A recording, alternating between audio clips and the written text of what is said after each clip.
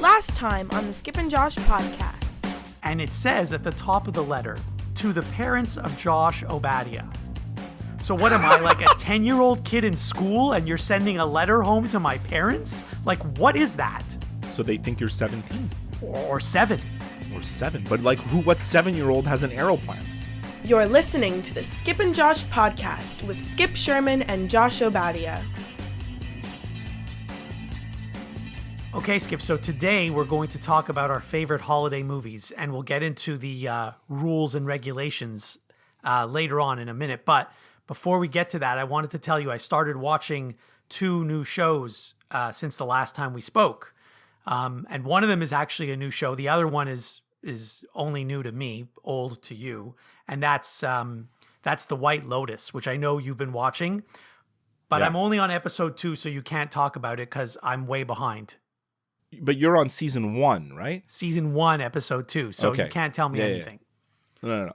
Season 1 of The White Lotus is fantastic. So I don't understand the show Yeah. yet. It's very strange to me because there's like a Yes. brother and sister that are traveling and they hate each other and they're so mean to each other, which I don't understand that at all. And then there's just other weird things that are happening that I don't quite get yet, but I guess I'll figure it out. It's very weird. A lot of weird stuff is going to happen. That's all I can say. Okay. And season 2 is out, and by all accounts, season 2 is fantastic also. We're probably going to start watching it like maybe this week. We're waiting for it to completely finish so we could binge it all at once. And I think maybe this is the last episode might be this week. So The other new show that I started watching is on Disney Plus. It's called Fleischman is in Trouble. It's with I've heard of that. Jesse Eisenberg and Claire Danes. Mm-hmm. So the thing about this show, they only release a new episode every week, 1 per week. yeah. So hate that. I haven't been able to binge watch it. So I actually now look forward to Thursdays when a new episode drops. I watched the trailer and it looked good, and I like Jesse Eisenberg. And you said it's Claire Danes, right? Right. Although she's not in it very much, but yes.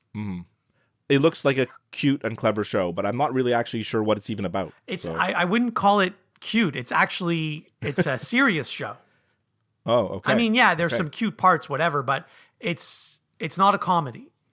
Oh, And Wow. and you can't watch it with your kids. well, my kids are adults, so maybe. I know, but you still it's can't even you still worse. can't watch it with your kids. Like they could watch it on their own and you could watch it on your own, but you can't watch it with them. Right. Okay. So anyway, did we get any listener mail from our last episode?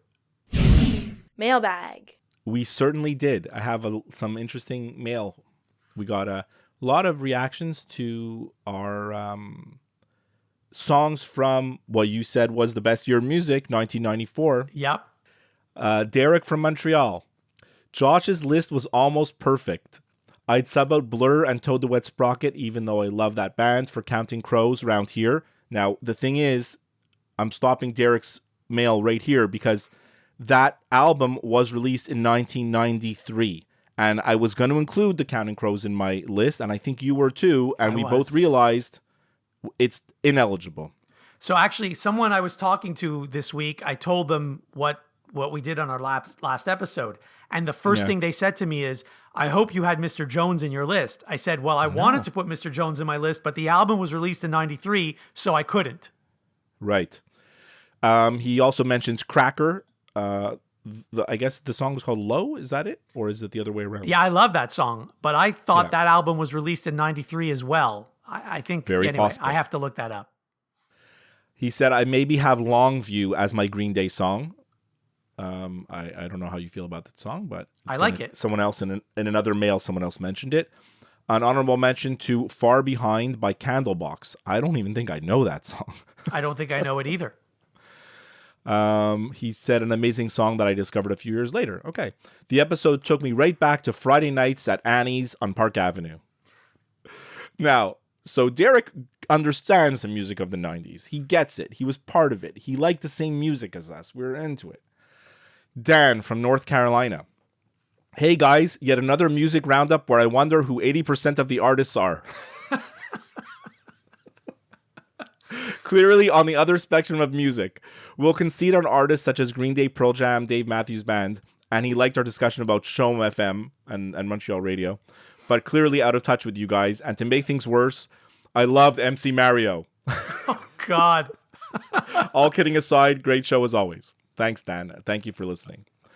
And same thing. Jesse, our good friend from Dallas, Texas. He's the host of the Set Lusting Bruce Springsteen podcast. I enjoyed the latest episode about 1994. I recognized a couple of the songs that you played, but can't really tell you many songs are on my playlist from that year. He said, my kids were 5 or 6 years old at the time, so I was probably listening to the Lion King soundtrack in my house. Or maybe he was listening to the Wiggles. That's possible. And we haven't heard from Matt from British Columbia in a little while. He apologized for being late, and he listened to a whole bunch of episodes. So our favorite song intros. Yeah. Green Day Longview and Welcome to Paradise by Four Non Blondes, What's Going On. Mm-hmm. I think those are good picks. Mm-hmm. And he said also all of Pink Floyd, which is, we mentioned Pink Floyd. Yes. We both had different Pink Floyd songs. Athletes in the Wrong Uniforms, Kirk McLean, his favorite hockey player of all time, and Bobby Orr in the Chicago uniform. I didn't even remember that Kirk McLean played on Chicago, to be honest. I knew Bobby Orr did, but... Okay. And Roy Halladay on the Phillies, because, he's a Jays fan. He said that just hurt. Right.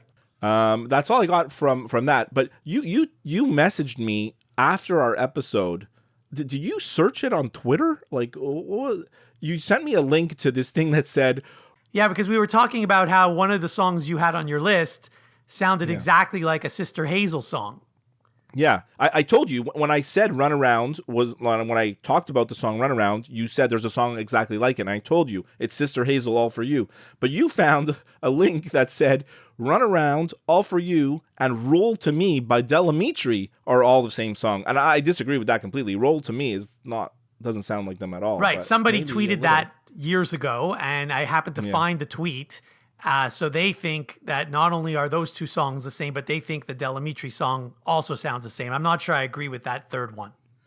Now, because you mentioned Del Amitri, I fell into like the Del Amitri rabbit hole this week. I'm a fan of that band. Like I know, yes. Right. Yes. So I've just been listening to Del Amitri music like mostly this whole week. So it's kind of weird. Like just a little mention of it, and it throws me into like, okay, I'm going to listen to these albums now that I haven't heard for a while. Nice. All right, so you texted me saying, why don't we do our favorite holiday movies? And now we didn't know do we call it Christmas movies, do we call it holiday movies, and then we agreed holiday movies. It could be any holiday from any denomination. Are you going to have a Valentine's Day movie? Or are you Actually, you know what? I didn't consider that, but there are some Valentine's Day movies that I probably should have considered. I mean, you could throw in like the 10 Commandments for like Easter and Passover. I don't know if that's on your list, but that they're not. They didn't make my list. Those. But I mean, for me, in the spirit of it, I mean, up till 10 minutes before we started recording, everything on my list was Christmas movies, and then I realized that maybe you're going off the board, so I threw in a different holiday because I realized this movie was deserving. But what's interesting about this, like, are most of your movies Christmas movies? Can you tell me? Or I mean, none of the movies have the word Christmas in the title. Not one of them. Okay. But would you consider them Christmas movies? Like these? Well, I guess we're gonna find out. Most of them, yes. Most of them. So when you messaged me this, like, that we wanted to do this topic, I was like, sure. Now the thing about our topics is, almost every topic we do, I feel like I have a vast knowledge of what we're going to talk about. Mm-hmm. Like, I have good knowledge, really, and I got to do my research because I got to narrow down everything in my brain to 7 picks. But in this case, I was like, man, I don't know anything. Like I really don't know anything. And like when you start looking up, like, what are the best holiday movies of all time? So I haven't seen most of the best ones because what's about to happen here is like 2 Jewish guys talking about Christmas movies, right? So it's going to be weird. So, I mean, there are, at least 100 Christmas movies. There's way more. Hallmark Channel makes 50 new ones every year. Right. Well, I'm glad you mentioned that because I did make one rule for myself. No Hallmark movies allowed on my list. So that's one rule I made for myself. But the thing is, even though there are hundreds of Christmas movies, 95% of them are not good. So they're terrible. So it was actually hard for me to find 7 movies. Me too. It was hard to find 7 good movies.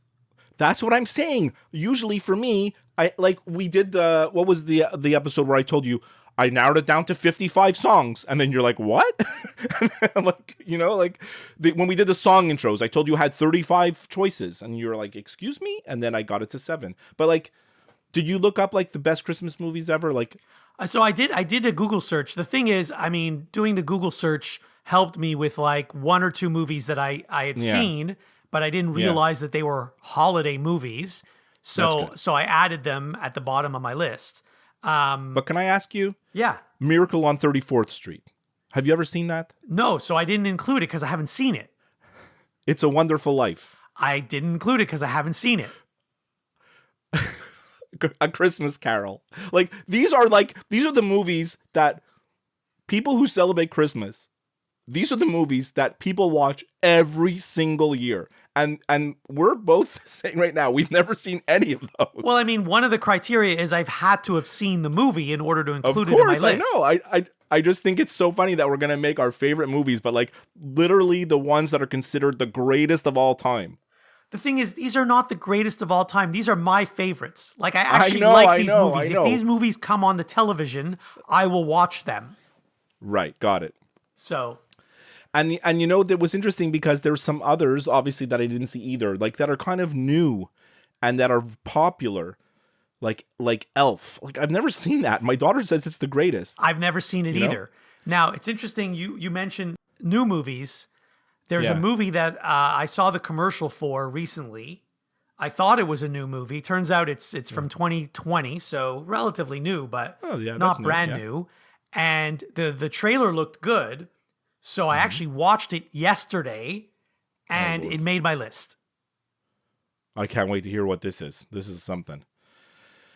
Anyways, and then before we start our list, there's some others that I thought, oh, this is going to be on the list, and this is going to be on the list, and this is going to be on the list. I was so sure I had these, and then I looked them up, How the Grinch Stole Christmas, not the one from the one from 10 years ago with Jim Carrey, the original one from the 60s, the cartoon.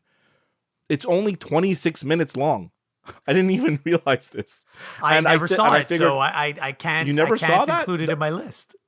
And then Charlie Brown Christmas. Obviously, we've seen that every year all our lives. I forgot about that, but I don't really consider that a movie. I consider it a TV show. It's on every list of Christmas movies, but it's only 41 minutes or whatever it is, right? So I also didn't count it. It's a TV special, right?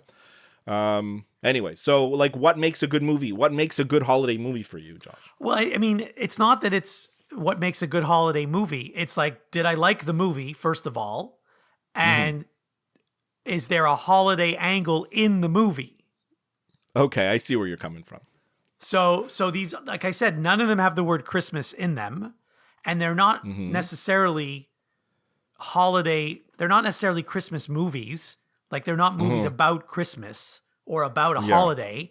They are movies that I liked that happened to take place during the holidays. I see where you're coming from, and I think I'm on the same page. So we kind of should. This is going to be interesting. Let me tell you, we're going to piss off a lot of people. I don't think we're going to piss off anybody.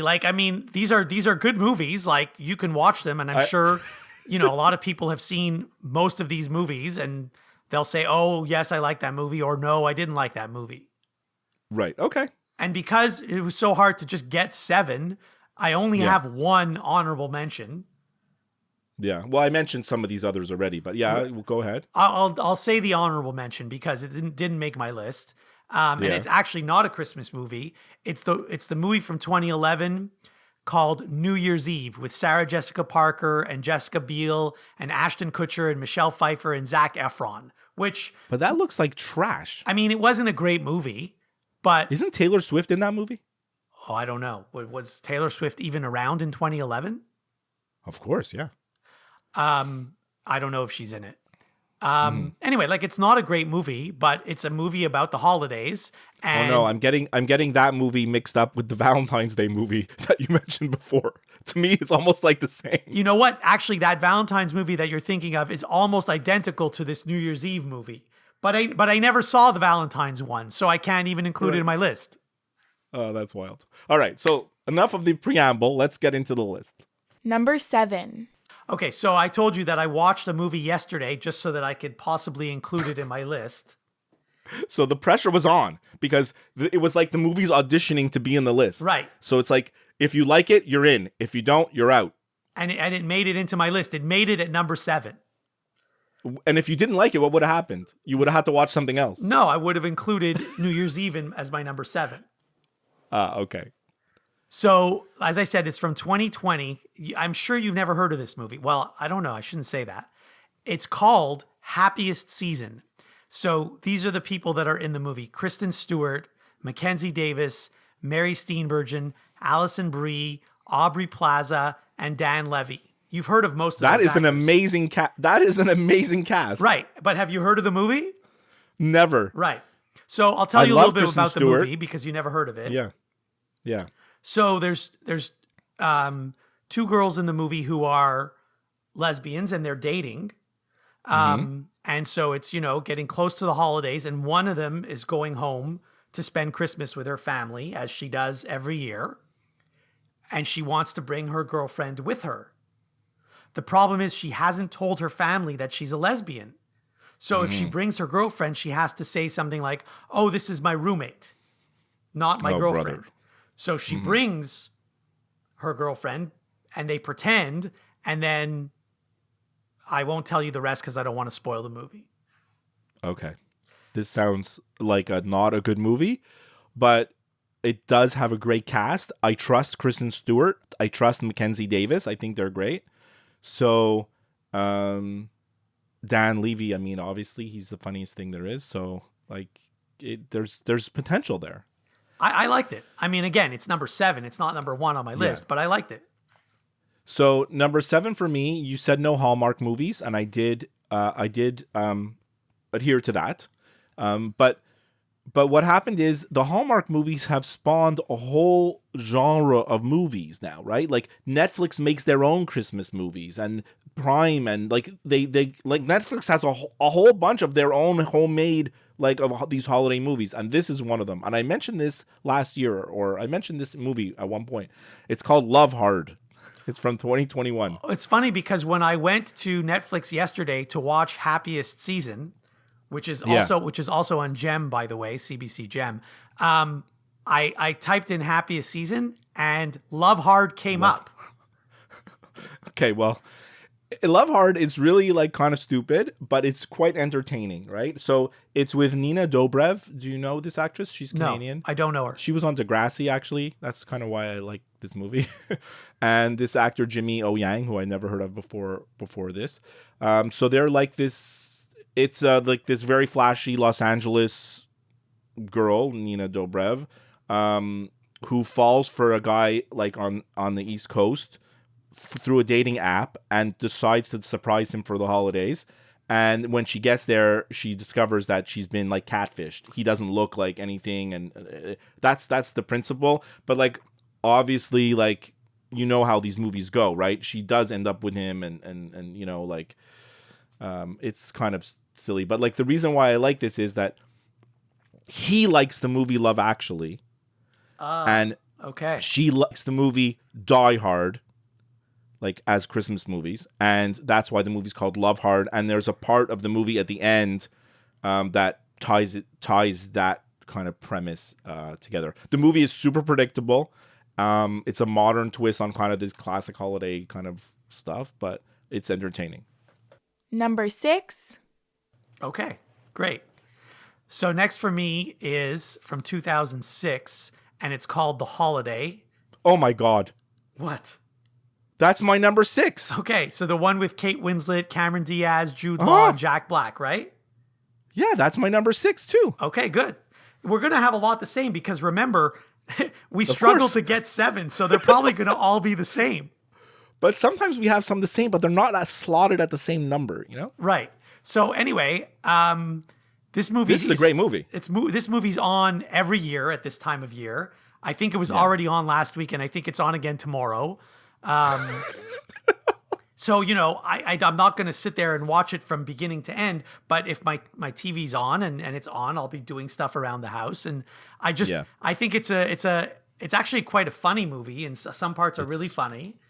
Yeah. And this was like before, I think it was before like Airbnb, right? So like it was a big deal to trade your house with somebody. Yes. Like yes. back then. Now people do it all the time, but back then I don't think people were doing that yet. No, it's from 2006, this movie. Yeah. So I thought the premise was very interesting. The one thing about this movie, like it's weird because we all know Jack Black as this weirdo. Like he always plays like this crazy character. Right. And I read an article about this movie this week. He was cast like sort of against that. Like he doesn't play like that in the movie. No, he's normal in this movie. He's kind of normal, which is weird to see. Yeah, I mean, it's weird for me to say normal. Like, what's normal? The only note I wrote here is like it's very, very funny and it's very charming, and like I dare you not to fall in love with Cameron Diaz after watching this movie. Like she's so beautiful as it is, like all the time, but like just the way she acts, she's so funny and like quirky and like she's just incredible in this movie. I really like you. It's hard not to really say, wow, she's amazing. I actually preferred Kate Winslet in this movie, to be honest. Well, that's why like people have different preferences, right? Yeah. So then you've already done your number 6, so now it's my turn again. Yeah. Number 5.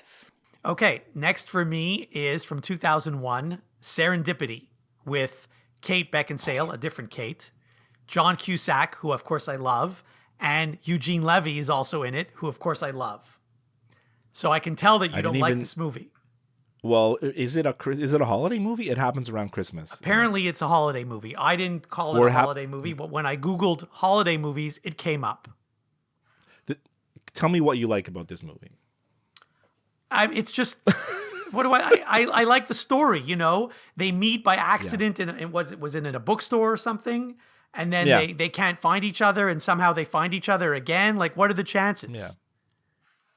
I haven't seen it in a long time. I'll confess. So I maybe need to refresh my memory, but I remember that I liked it when I saw it. The thing about this movie is I really like John Cusack, and it's coming off like he had some movies at that time that I liked, and then Kate Beckinsale, I'm like, oh my God, she's stunning, right? Like, I'm like, oh my God, you want to go see her on the big screen for sure. And I went to see this movie in the movie theater. I think I saw it in the theater too. I watched this movie in the movie theater and I was like, that was not good. Like, I was so disappointed. And I mean, part of it is because I thought it was going to be really good, and it's just average, you know? It's just like, it's okay, you know? All right. So number 5, I'm going to animation. Mm-hmm. Now, I know we said we weren't going to count these TV movies, and this is only 51 minutes long. So it's a really short movie, but I'm still throwing it in my list. And that's Rudolph the Red-Nosed Reindeer, 1964. You know, the stop animation style, right? I see. I'm stunned that it's in your list. It's great. I'm happy that you put it in. It's so good. I mean, like, first of all, as a kid, I mean, I loved all those Christmas specials, right? Rudolph, Charlie Brown, which I mentioned before, Frosty the Snowman, all those. Like, I look forward to those like crazy every year. You know, it's everyone's favorite story about the red-nosed reindeer who helped Santa save Christmas. How could you not like that, Josh? Come on. Number 4. So the next one on my list is going to be very controversial. Oh. And I'll just tell you, it's Die Hard. Yeah. Okay. Which I know a lot of people say this isn't a holiday movie, but according to my definition, it's a movie that happens during the holidays. So I included it in my list because it does take place, I believe, on Christmas Eve, if I'm not mistaken. I don't know if it's Christmas Eve, but it's at the company Christmas party, right? Right. And the reason he's coming back into town is because he's trying to make amends with his wife or ex-wife. I'm not sure if they're divorced. And it's the holidays. So that's why he's coming into town. So a lot of people say this is a holiday movie. A lot of people say it isn't. I can make up my own rules because it's half my show. So Die Hard with Bruce Willis and Alan Rickman is number 4 on my list. I fully endorse that pick, Josh. Okay. Number 4, Home Alone. Nice. Now you could include Home Alone 2 because it's also like Christmas movie, but I'm going only Home Alone 1 because I think it's better. He's Macaulay Culkin. He's the 8-year-old kid who gets left home alone when his whole family goes on a Christmas vacation, and then he has to defend himself. He defends his home from the burglars, and then of course reunited with his mother at the end. When she comes home and finds him. It's so good. Home Alone's so funny. It's a brilliant movie. Yes, it is. It's really great. Like, he's so great the kid is great, and Joe Pesci and Daniel Stern are great as the criminals, and the whole thing is heartwarming and good. And like I said, Home Alone 2 has the more Christmassy aspect. I might be getting the movies mixed up, but like the mother reunites with him like at the Christmas tree in New York. Like, it's much more Christmassy, but I don't even remember Home Alone 2. It's almost the same thing, but he ends up at his uncle's. He gets lost in New York, and then he goes to his uncle's house, but his uncle is gone. They're gone too, and so the house is like under construction, and then the sticky bandits are out and they go for revenge, and it's too really ridiculous. And also the injuries that he inflicts on the bandits of the second movie are much too dangerous. Like, he nearly kills them. Like, they should be dead. Like, the stuff that he does to them. Well, what he did in the first one, I'm surprised they survived. Yeah, then in 2 they take it up a notch, so it's kind of extreme. So anyway, I love Home Alone. It's great. Number 3. So next for me, it's not a Christmas movie. It's called Planes, Trains, and Automobiles with Steve Martin and John Candy. Josh, number 3 on my list is Planes, Trains, and Automobiles. and I just added this in 10 minutes before we recorded. Well, I knew when I realized when you told me you were changing your list, I knew this is what you were adding. I just didn't know where you were putting it. When you told me it wasn't all Christmas movies, I was like, well, Thanksgiving. I'm like, Thanksgiving? Wait a minute. There's only one Thanksgiving movie. This has to be on every list of holiday movies. It has to be. I was even considering moving it up higher. I only have it at number 3, but it's, I watched a clip of it last night as I was doing some research, and it's just hilarious. Like, at the end, the very end of the movie, where they finally get home, and John Candy says to Steve Martin, I hope we do this again next year. And Steve Martin's like, no, I hope we don't. Steve Martin is the ultimate like straight man, right? Like, that's his exactly. Thing. Like, he's so good. But like the whole movie is just it's so ridiculous. John Candy's character is so ridiculous, and then you think he's such an idiot, but then he's lovable at the end, and that's why it works, right? And anyways, the whole movie's amazing. Do you remember the scene where after like the car blew up and they're trying to check into a motel, and the guy says, "Do you have a credit card?" And he pulls out his wallet and he pulls out 3 credit cards, but they're all like black from the fire. Like, you can't even use the credit cards anymore. But then they're in the hotel, and he says something like, "My hands are between 2 pillows," and he's like, "That's those not are a pillow. 2 pillows." The whole thing, though, it's such a great movie. That was my number 3. Yeah, so it's shortening our episode because we have like the same. All I wanted to say about Planes, Trains, and Automobiles, it's one of the funniest movies of all time, and it qualifies in this list because we're counting Thanksgiving, a U.S. Thanksgiving, and you know what? For American people, the whole Christmas season is from when American Thanksgiving is until Christmas, right? Like, the day after American Thanksgiving on the radio, there's the stations that switch to the all Christmas format. So I have satellite radio, and the day after American Thanksgiving, there's Channel 14, all Christmas music. Channel 104, it's called like Holly. And then Channel 105, Josh, you're going to love this one, the Hallmark channel. It's enough to have it on television. I didn't realize there was a radio version of the Hallmark music. channel. Yeah, they play music themed around the Hallmark movies. Number 2. Number 2 for me, you already mentioned it. It's Home Alone, the first one from 1990. You said Yeah. pretty much everything about it, but did you know that there's a third Home Alone? It's not called Home Alone 3. It's a remake of the first one with different actors. It's terrible. I haven't seen it, so I assume it's terrible.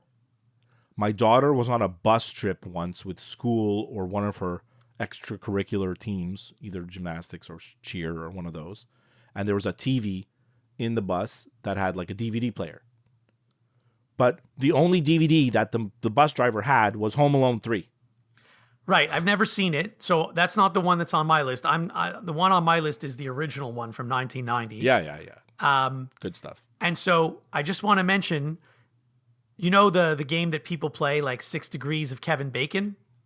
Yes. So Kevin Bacon isn't in any of my movies, but Catherine O'Hara is in Home Alone. And earlier I mentioned Serendipity that has Eugene Levy. And both Catherine O'Hara and Eugene Levy and Dan Levy, who I mentioned in an earlier movie, were all on Schitt's Creek. Right. So there's a right. connection between some of my movies here. And you can connect it even further because I'm sure they were all in like SCTV with John Candy. That's right. just I didn't even think of that. You're right. Right? Well, not Dan Levy, because Dan was like probably 6 years No, old. no, but Eugene Levy. Yes. Yeah. Yeah. Exactly. Yeah. That's wild. All right. So number 2 for me, we did a whole episode about it last year. And that's Love Actually. I'm not going to talk too much about Love Actually. If you really want to know all our feelings about the movie, all our thoughts, you can go back and listen to our episode from exactly last year at this time. And we did our favorite like scenes from the movie. It's a fantastic movie, Love Actually. It's this ensemble cast with all these characters that are kind of loosely connected, you know, and in the end, they're trying to show us that love is indeed all around us. Right, Josh? 100% agreed. Yeah. Number 1. So am I at my number 1 now? Yeah. I guess it's Love Actually. So yes, the number 1 for me is Love Actually. Yeah. And I mean, I can, it's from 2003. I'll just list some of the actors and actresses in the movie. Liam Neeson, Keira Knightley, Laura Linney, Hugh Grant, Alan Rickman, who, by the way, Alan Rickman is also in Die Hard that I mentioned. So there's another connection there. Colin Firth and Emma Thompson. So a couple of things I wanted to mention to you that I'm sure you already know, but you know the boy in the movie, Sam. Yes. So that is the same actor that plays Benny Watts in The Queen's Gambit. Yes. 100%. Yeah. Yes. I knew that because he's been in other stuff in between that you never watched. Right. All those Maze Runner movies, like, you know, the movie The Maze Runner. I've heard of it, but never seen it. It's like a teen, like dystopian future type of movie. He's in those. And I was like, hey, that's the kid from, you know, Love Actually. I mean, when I saw Queen's Gambit, I didn't recognize him at all, obviously. No, I recognize him because I kind of saw him growing up like as a teen in those other movies, right? So, yeah. The other thing I wanted to mention, so in Love Actually, Laura Linney's brother, Yeah. you know, he has some mental health issues. Yes. And in Ozark, Laura Linney's brother has mental health issues. You could say that in Ozark, Laura Linney's character also has mental health Yes, issues. you could definitely say that. Yeah. Yeah. I mean, look, I love Love Actually, Josh. We did a whole episode about it. I know. it. So obviously we like it. So you said that Die Hard was a controversial pick, but it's my number 1. So it's obviously not controversial. I think we had 5 out of 7 exactly the same. Maybe not in the same spot, but we had 1, 2, 3, 4, 5 the same. We had 5 the same. yes, 5 the same. And I had a feeling this was going to happen. No, but that's never happened on any other list. No, because what do we know about holiday movies? You said at the beginning, we know nothing. We know nothing.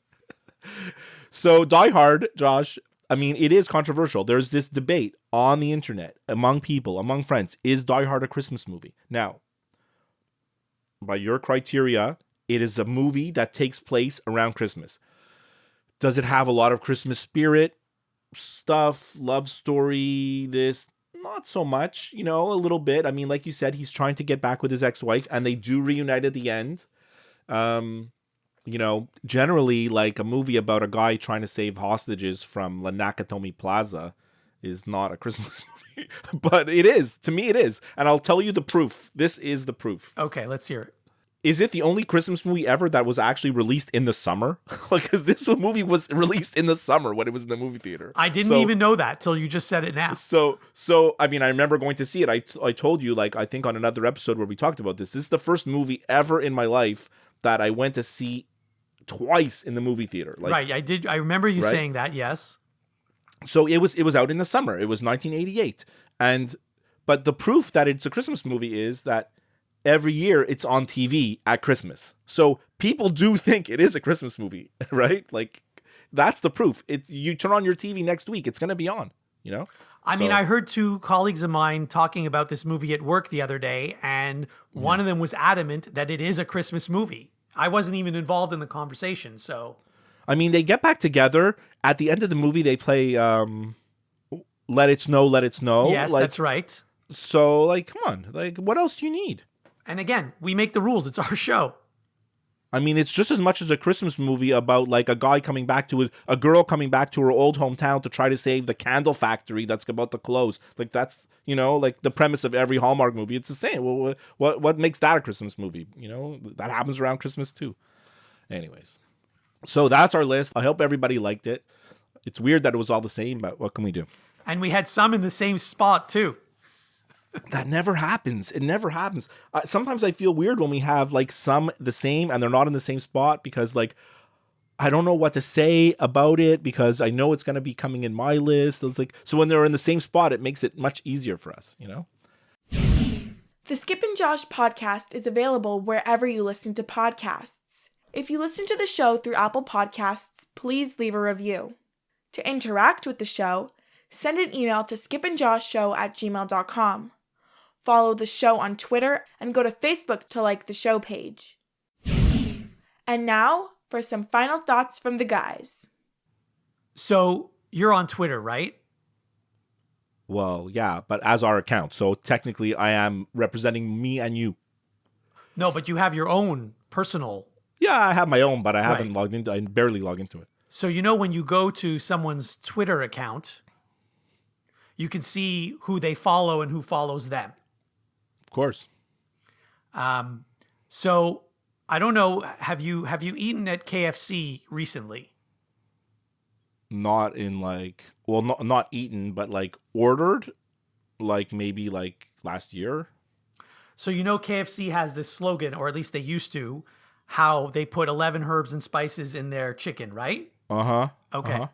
So if you go to the KFC Twitter account and you look, you know, they have like a bunch of followers.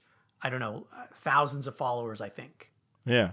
But they only follow 11 people. Yeah. Oh, the 11 herbs and spices. So they follow like garlic, basil. No, Is that it? no, it is, you're close. They follow 6 people named Herb I love it. plus all the Spice Girls. That's the only 11 people that the KFC Twitter account follows. 6 guys named Herb and all the Spice Girls. But did someone tell you about this? Like, how Someone did told you me about this. That's fantastic. That is so clever, and it's probably something that like, well, that's amazing. That's amazing. That's amazing. That's what I thought too when I heard it. That's just amazing. So a few weeks ago, I came home from Chicago. I landed at the airport of Montreal, and no one could pick me up. So I called for an Uber. So I went to you have to go to a specific door at the airport. I don't know if you have took. Yeah, I've done it before. Yes, I do know what you're talking But about. I know where to go. I've done it before. So I go, I call the Uber, I wait for the car, and then I see the guys coming, and it says it's in an HRV, a Honda HRV, and it on the picture it looks like it's black or gray, like, you know, sometimes you can't tell like in the app. So I see this black HRV come. So I'm about to go into the car, and then this girl gets in. And I'm like, oh, but then I look and I see the license plate, and I'm like, oh no, that's not mine. It's hers. But then, literally 2 seconds later, a gray HRV pulls up, and I just get in. Now, normally, I'm giving away some of the plot here, but like normally, like the Uber driver asks, They should ask you what your name is. they ask what your name is and they confirm it. But he didn't ask me. And then I just got in the car and then he just started driving. Oh, God. So then, now keep in mind, I just got off a flight. I've got like 30 emails in my inbox on my phone. So I'm just concentrating on like answering a few work emails. So I'm not even paying attention to where he's going. Okay? Literally like a minute later, 2 minutes later, my phone rings and it's another Uber driver saying, I'm here waiting for you. So then I'm like, what do you mean? I'm in another car, you know? So then I asked like the driver that I'm in to pull over. I realized we're not on the way to my house. We're like on Côte de Liesse. and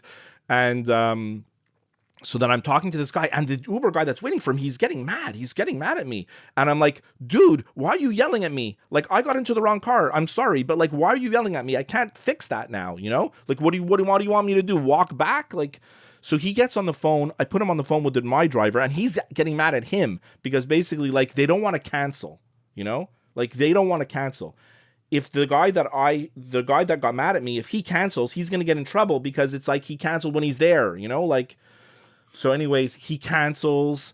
But then the problem is, if the car I'm in cancels, some dude is waiting at the airport and he's actually going to get charged for the ride that I took so far. Mm-hmm. So it's a bit of a mess. So I'm like, okay, what are we going to do? So I tried to say, he canceled. And then I said, okay, I'm going to call for an Uber now. And then you pick it up, like from this location, like you connect. And what happened is I called for the Uber. Another driver connected me, not the guy who was the car I was in. So then he's like, where are you going? I told him I'm going to Dollar Des Ormeaux. He's like, okay, great. I'm going to take you there for free. That's nice of him. It was so nice of him. He's like, you know, it's my mistake. I didn't ask for your name and I should have, and I don't want to cause trouble. He was so polite. So he just drove me. And then as we were close to my house, he's like, you know, I just live like at the corner of here. Like he lives like 5 minutes away from me. That's funny. So he was probably just going to go home and turn on, and then end his shift, you know? So he just drove me home. But like, man, always confirm your Uber. And the thing is, usually That's I do. A crazy and I usually story. And I checked the license plate just 2 seconds before, you know, of the other car that had pulled up. But meanwhile, that other guy who was supposed to get into the car you got in, he's still there waiting. He not only is he still there waiting, he gets a notice on his phone that he's been charged like $7 for a trip he didn't take. So what's going to happen to him? Well, presumably he asks for like he just contacts Uber and he says, hey, you charged me. I never got in the car. And I'm sure they refund them. They refund stuff like easily, you know, but anyways, that's my story. It's kind of weird. That's a crazy story. I have other crazy travel So that means there was like a third car exactly the same as the one you got into. Yeah, well, not exactly, but another Honda HR-V, yeah, which is kind of strange, you know, so I don't get that. Anyways, that's all I got for today. I love the episode today, Josh. I was skeptical about it, but it turned out to be very, very fun and enjoyable to do, which is usually the sign of a good episode is when we have fun recording it. Agreed. It was great. I loved it. And the research didn't even take me that long. That's even double bonus. Although I did actually watch an entire movie yesterday as part of my research. So actually a 2-hour movie usually means that's more than all the research you would normally do. Right. But I didn't have to, all I had to do was sit there and watch. I didn't actually have to take notes while I was watching. Right. So next episode is going to be the last one of the year. It's our favorite one. We're going to give out our awards for like the best stuff that happened in sports, the best movies, TV, songs, all that stuff. The problem is I have not watched a lot of sports in the last year. So when you ask me for my favorite play of the year or my favorite game of the year or my favorite team of the year, it's going to be very difficult for me because I haven't watched a lot of sports. But you know, we've transitioned the podcast to more pop culture. Maybe we cut down some of those categories and we don't do them. Let's decide this week. Maybe. And also maybe we add some new categories like... best book you read? Oh, yes. Best book I read and also best concert I went to. Best book you read, I was joking. I assumed you didn't read any books. No, I read a book. And I also went to 2 concerts. Well, you can give those. Maybe I'll come up with stuff that only applies to me, you know, so. Okay. But yeah, we'll come up with our categories. It'll be mostly based on what we've done like the past 5 years. But, you know, we'll go from there. But it's always my favorite episode of the year to do. to be honest. It is my favorite because there's not a lot of research to be done because the research is already done. Yeah, well, I got smart this year finally. I've been writing down stuff as the year goes by. Oh yeah, so I don't have that's to what I've been remember. doing too. I already know what my favorite show is of the year. I already know that. I do too. All right, I'll talk to you next time. Have a great week.